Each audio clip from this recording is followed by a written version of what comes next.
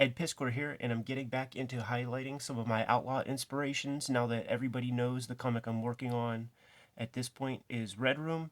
Just seems to make sense, man. And this Caliber Presents issue number 1 is probably a gold standard when it comes to Outlaw comics, but we're not really going to be talking about this specifically, and it will factor in future episodes, I'm sure. But let's just give a quick rundown of this key issue of Outlaw Comics. Begins with Cuda, story and art by Tim Vigil, inks by Tim Tyler. The Crow is introduced here, man, and we're going to be talking about James Barr, because not only does this issue introduce the Crow to the world, but James Barr actually has 2 comics in Caliber Presents number 1. He's using a nom de plume here on the story called I.O., Barbed Wire Halo Studios. So the Crow gets its introduction in Caliber Presents number 1, but so does this character right here. His name is Danzig.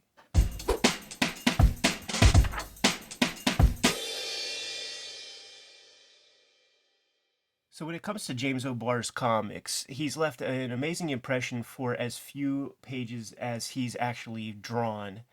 And whenever you see his name on something, when it comes to comic books, it's worth picking up, and it's usually pretty affordable with the exception of the original Crow run. So I got hold of this Original Sins comic. I believe it may have been somebody like Jame, one of the Kayfabers out there, sent us a mystery box of stuff, and this was in there. I've always wanted to check out more James O'Barr stuff, whatever I could get my hands on, so it was a real pleasure getting my hands on this baby right here, even though I do have the Caliber Presents issues where these 2 stories are presented, and that's what we have here with Original Sins. It reprints the story from Caliber Presents number 1, and I believe the story from Caliber Presents number 3, which is the complete I.O. story. When I was in Japan recently, bumped into Rufus Dayglow, cartoonist from 2000 AD and many other things.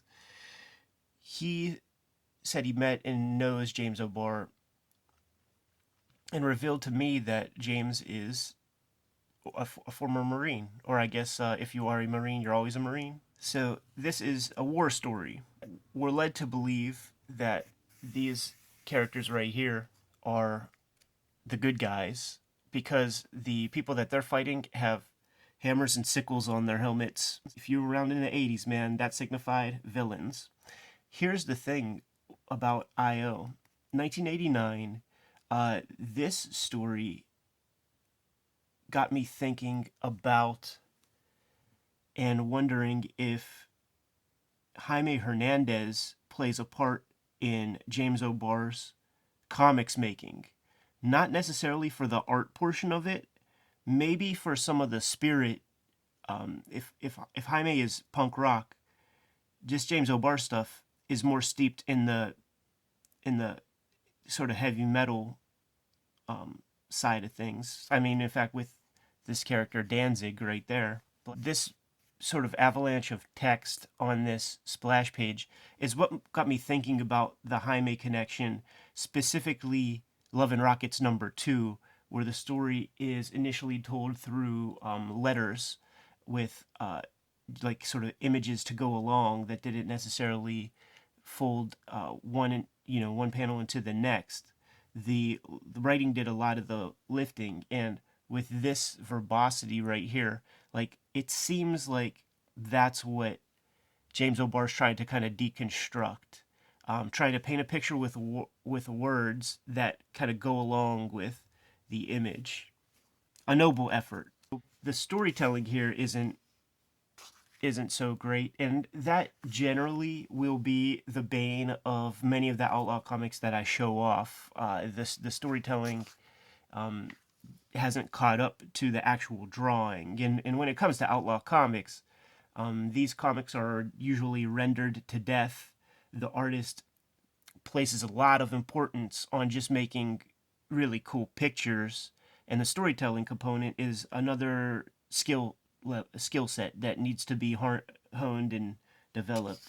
You can see right here, man, the sort of crow aesthetic. Like when you take a look in Caliber Presents 1, and you see this right here by James Barr, and you see this guy right there, and then you fast forward, and then you see this, you ain't full of nobody with your barbed Halo Studio gimmick. Anyhow, back to the story. There's some cool stuff that happens here, man.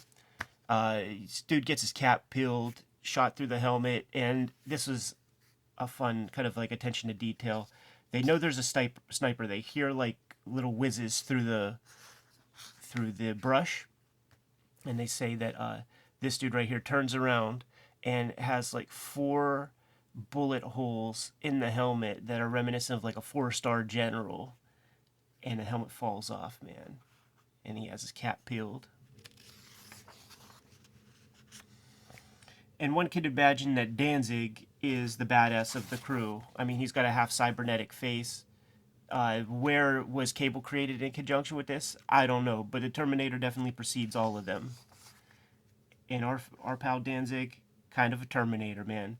Goes off into the brush, comes back with a damn Soviet arm. Some of the tools that Barr is using here looks predominantly to be Zipatone, but he's doing things with the Zipatone. You know, there's a texture to it. I don't know if that's the faulty nature of the printing. I guess we could actually like take a look and see if it is just the way the printing is translating, and I actually think that might be the case. Perhaps James Barr didn't have the original art to shoot from, but this is the original, and it's pretty light. The zips show up pretty clearly, and if this was printed from stats, like you could see, especially with this, like the darkness of this guy, like this is the original version, this was probably printed from copies, because the paper is basically the same kind of shitty newsprint that was ubiquitous for that era of comics. The thing that I like a lot about James Barr's work, when you take a look at The Crow, and The Crow is something that Jimmy and I should cover together, because I know he has a lot to say about that. You watch James Barr's work grow exponentially, episode by episode. This is pretty fun right here, man. Like it looks like there's like little skull faces in the tree, just like little subliminal stuff.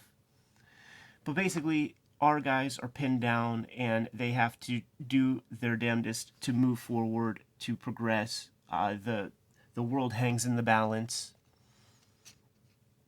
What I was saying about James Barr, though, his skill set growing episode by episode. This was, you know, the initial sequence, and it's okay. You know, looks great. Arm gets ripped off there. Can't go wrong. And the way it ends is they are doing a head count with their crew. There's about a dozen guys and girls, and they are facing about 53 Soviets. That's where things end. Get to this ad page right here, and you realize that James Barr is a cottage industry of sorts. Prints, portfolios. He was able to generate many streams of income using the same imagery that was associated with The Crow, the covers and other splash pages and stuff like that, man. So you got a good thing going, man, if you can continue making money selling old rope.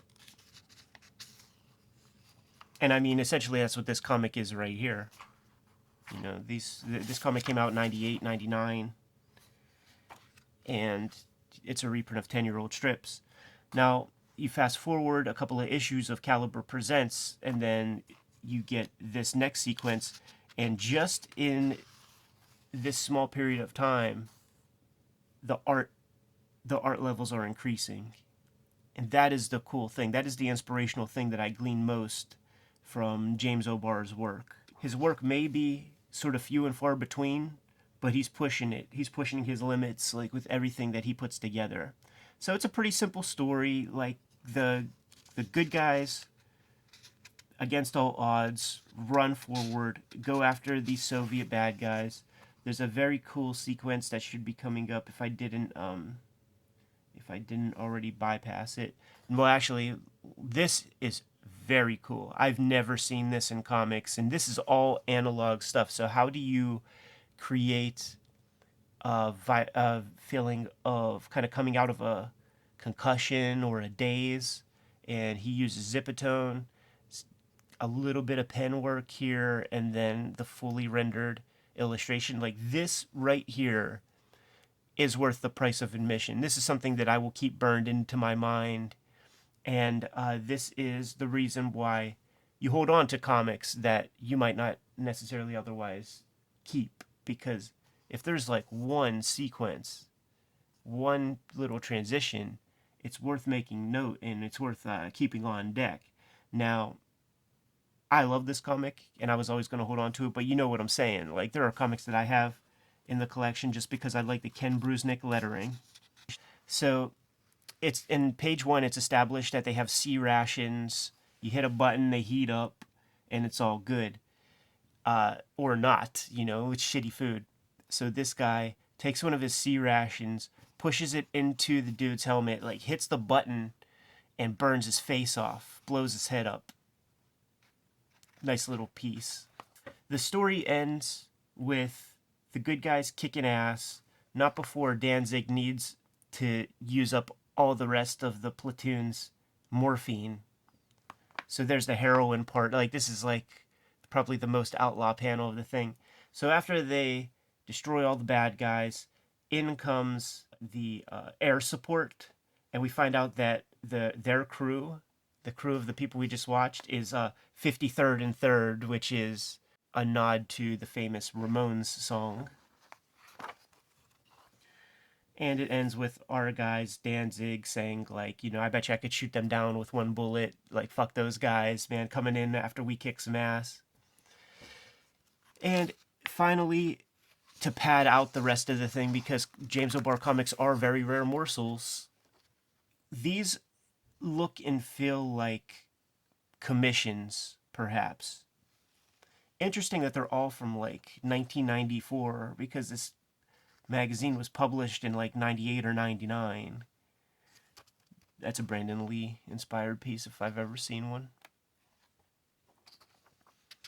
But this is a staple of the quarter bins. You could find them for $1 generally, and I am here to tell you that it is worth your dollar to get your hands on James O'Barr's Original Sins. Each day as I produce more stuff with Red Room, as I produce more pages, as I write more sequences, I'm going to try to end the day reading a new comics, just so that I can attack my paper and attack my next pages with the same kind of rigor and intensity that that is exemplary of the comics that I'm looking at. So hopefully there will be more videos along the way as I continue my progress on this current comic I'm putting together. In the meantime, if you haven't done so already, like, subscribe, and follow the YouTube channel so you can keep appraised whenever we have new videos available. And I just told you I'm going to be reading more comics, so you better do the same.